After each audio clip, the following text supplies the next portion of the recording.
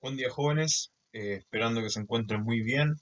Vamos a comenzar con el contenido de esta semana. En este caso, el tema de los descubrimientos geográficos, tanto de la corona de Castilla y León, conocida como España, como de la corona de Portugal. Nos vamos a tratar de enfocar en las causas, los antecedentes, ¿cierto? Y las consecuencias de los descubrimientos geográficos de los siglos XV y XVI, como aparece en la pantalla. Vamos. Primeramente, tenemos que decir que los antecedentes son tres principalmente. El tema de la caída de Constantinopla, que como ya sabemos marca el final de la Edad Media y eso va a traer consecuencias que van a generar, por ejemplo, elementos como los descubrimientos. Primero los vamos a anunciar, después vamos a profundizar. El proceso de unificación de España, que es importante porque España eran varios reinos que estaban separados y en este periodo, en el siglo XV, se va a unificar España. Se va a unificar a través de las dos coronas más grandes que van a ser Castilla, que es la España, digamos, del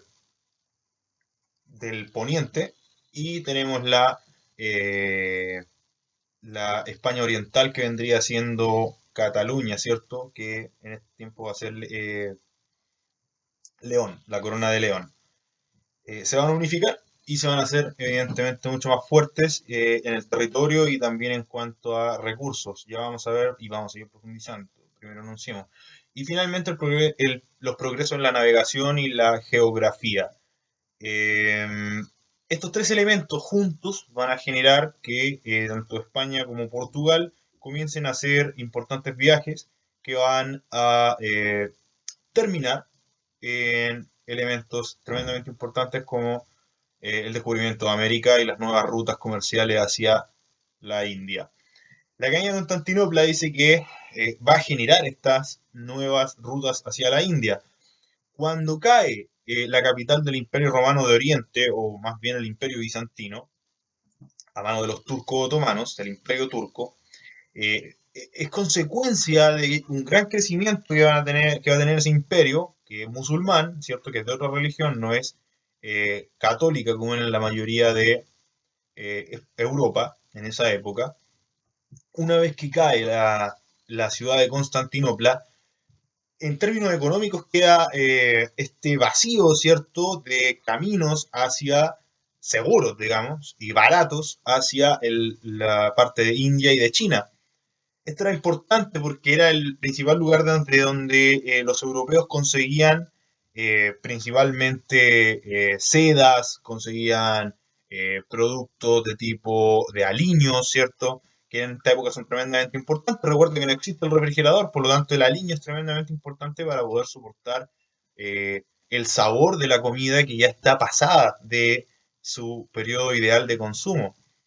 Por eso estos bienes y esto, el vidrio también de parte del cristal, ¿cierto? De parte de Medio Oriente. Todos estos elementos que que los europeos comienzan a necesitar después de las cruzadas, ya no los van a poder conseguir porque este imperio musulmán, ¿cierto? Está en medio, que si bien que es complicado cruzar por allá porque por un lado hay naciones y hay ciertos países que están en guerra con los musulmanes, y también porque este imperio pone o es conocido por tener un impuesto por cruzar por sus territorios llamado Almofarij-Hasbo.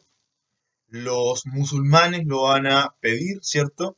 Lo van a cobrar y eso le aumenta el precio a las rutas comerciales que pasen de las zonas cristianas, desde Europa hasta las zonas de la India y de China. Tienen que atravesar por el Imperio Otomano y es complejo y le sale caro. Por eso, la caída de Constantinopla y las nuevas rutas son tremendamente importantes para que los españoles y los portugueses digan, ya, ¿cómo vamos a llegar a la India sin tener que pasar por el Imperio Otomano? ¿Verdad? Eso va a ser una de las causas directas. Para obtener especias, terciopelos, sedas, porcelanas, etcétera. La porcelana de China, la seda de todo lo que es zona de la India y de China, especias, como les digo, aliños, etcétera. Eh, el proceso de unificación de España es tremendamente importante. Los reyes católicos se van a unificar, van a hacer este como imperio grande español, ¿cierto? Con las principales coronas de Castilla y León, y eso se va a ver materializado en el mismo año de la caída de, perdón, el mismo año del descubrimiento de América, de hecho, que va a ser la expulsión de los musulmanes, mal llamados moros por los españoles, ¿cierto? De manera despectiva, los españoles llaman moros a los musulmanes, y los van a expulsar de España, cosa que es bastante compleja, porque si se recuerdan cuando vimos la Edad Media el año anterior, deben recordar que los musulmanes son parte de la construcción de España. Eh, Gran parte de muchas palabras de los palabras del idioma español o del idioma castellano son en árabe y muchas formas de hablar. Y no solamente eso, también mucha parte de la tecnología y de la filosofía, todo lo que tiene que ver con educación también, astronomía, desarrollo tecnológico, naval en España y en Portugal, están muy relacionados con los avances de los musulmanes. Por lo tanto, es complejo decir que los expulsaron de España casi como si fueran un cáncer, siendo que fueron tremendamente importantes para el desarrollo del mismo territorio.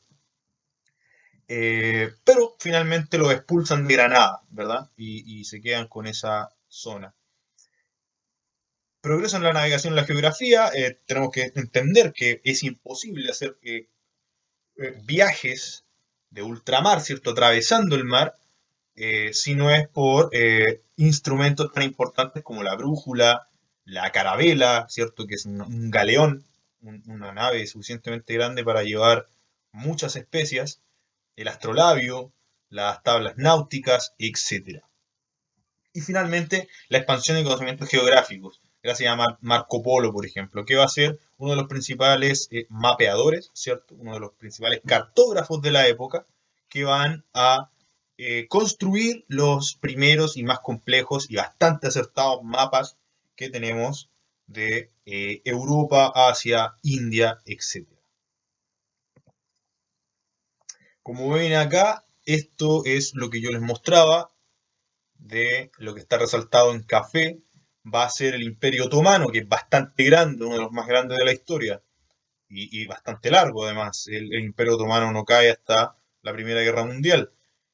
Y es tremendamente importante porque si se fijan desde España, Portugal, Francia, etcétera, no hay llegada, no hay una ruta directa que llegue hacia la India.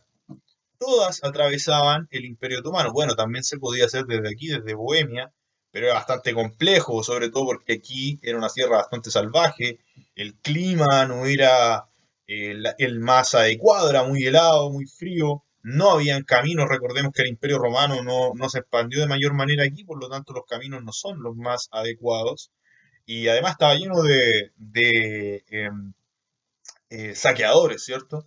Era bastante complejo el territorio del norte de Europa. Sin ir más lejos, habían bastantes tribus que eran consideradas todavía eh, fuera de la ley, ¿verdad? Recordemos que aquí el Estado todavía no está bien consolidado, todavía no tiene la suficiente fuerza para aplicarse en todo el territorio. Estos países de acá son todavía muy incipientes, ¿cierto? Y todavía muy feudales.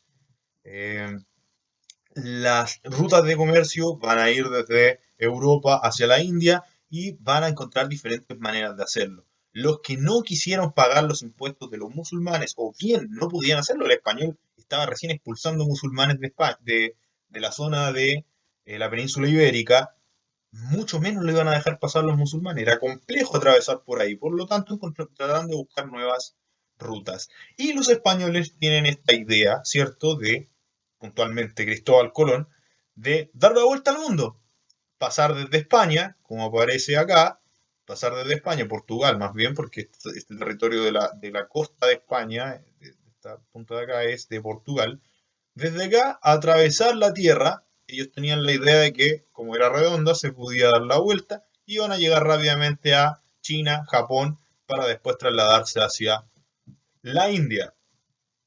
Sin embargo, como nosotros sabemos, entre Europa y Asia hay otro continente llamado América, ¿cierto? Que es donde nosotros vivimos. Eso, por supuesto, los europeos no tenían idea, ¿verdad? Y Portugal, a través de esa es una ruta ultramarina, la de España, ¿cierto? Atravesar el mar para dar la vuelta al mundo, ultramarina, y llegar hacia la India a China y a Japón principalmente. Cipango se llamaba, le decían los españoles en esa época a Japón, ¿cierto?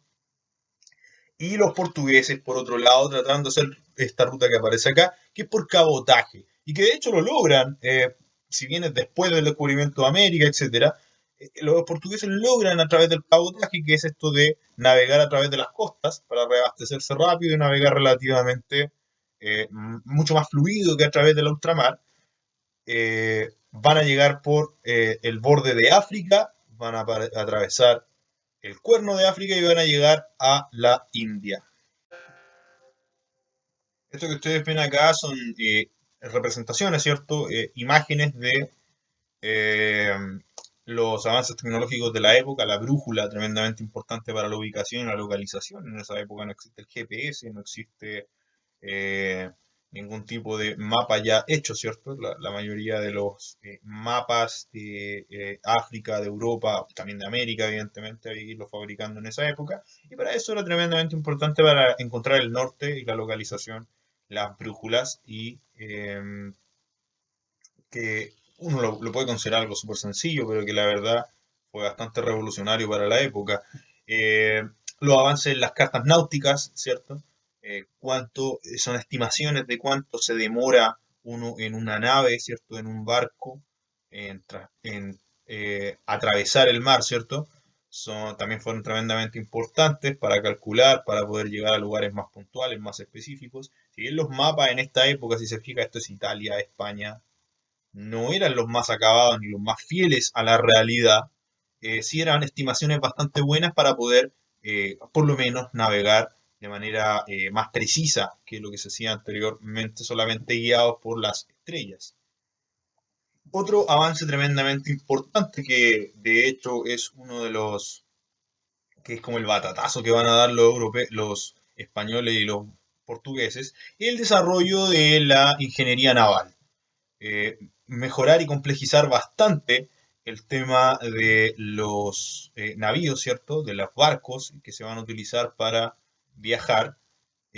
Fue una revolución tecnológica en el sentido de que la galera, ¿cierto? O la carabela o la naos portuguesa van a ser embarcaciones tremendamente grandes, rápidas, ágiles, y que además pueden tener la capacidad de carga mucho mayor que el resto de las naves de la época.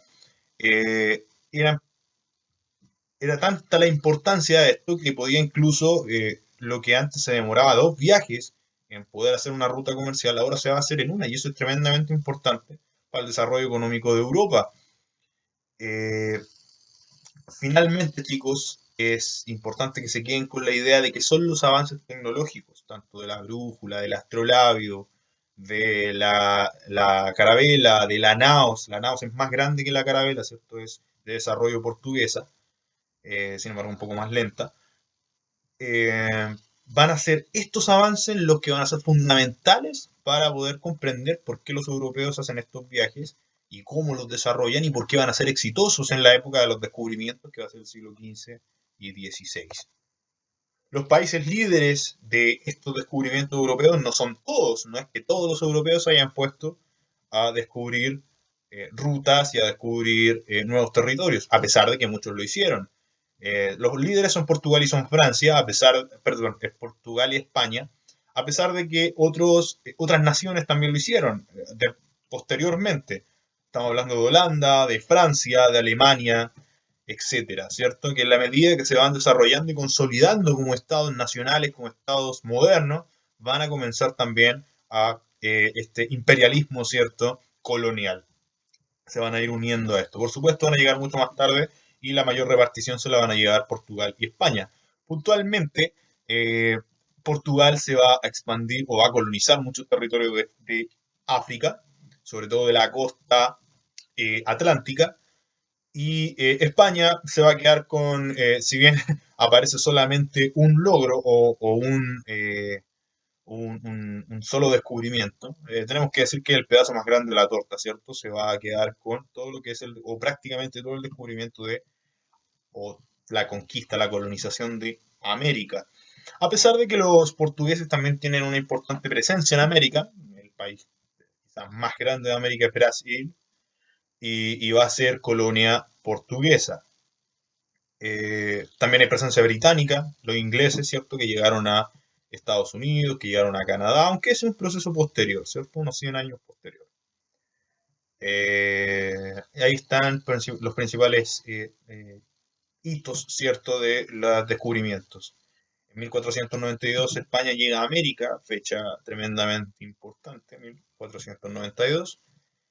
Portugal llega a las Islas Madeiras, a las Islas Azores, Cabo Verde, Golfo de Guinea, estamos hablando todo de la costa atlántica de África, hasta el Cabo de Nueva Esperanza, que va a ser la diferencia entre los dos mares, y finalmente va a llegar a la India en 1498, después de que los españoles hayan descubierto o hayan llegado por primera vez a América. Recordemos que los españoles, es complejo decir que el español descubre América considerando la cantidad de población que ya vivía en América, ¿cierto?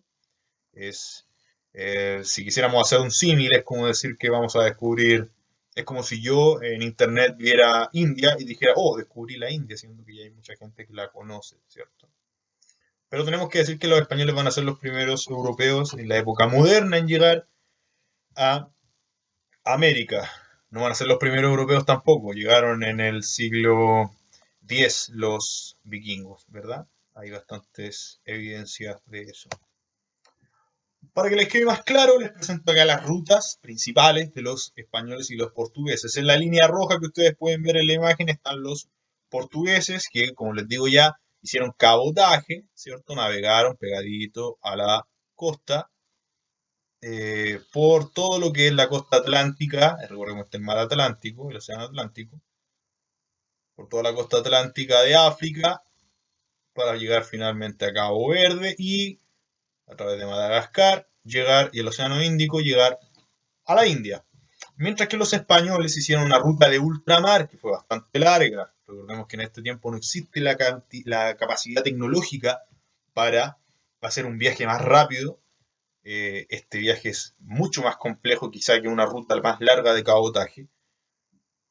Pero la expedición de Cristóbal Colón, las 4 expediciones de Cristóbal Colón, ¿cierto? Porque no es solamente una, la expedición de Cristóbal Colón se va a encontrar con este nuevo continente, ¿cierto? Para los españoles, y que va a comenzar con nuevo, unas nuevas lógicas de relaciones entre Europa y este nueva aparición que van a tener. Y este nuevo, en un principio va a ser este tema de las exploraciones y después posteriormente el tema de la colonia y de la conquista, ¿cierto? Que vamos a profundizar posteriormente en las siguientes clases. Niños, espero que les haya quedado relativamente claro. Cualquier duda, ustedes saben que la pueden realizar a través de la plataforma o bien abajito en la caja de comentarios del canal. A partir de esto, hay una actividad que los voy a subir a la plataforma, espero que la realicen. Va a ir la actividad junto con este mismo PowerPoint para que tengan la información. Cualquier cosa que necesiten, ustedes saben, se pueden dirigir a mí a través del canal, a través del correo o a través de redes sociales. Que les vaya muy bien, niños, y que tengan una buena semana. Chao.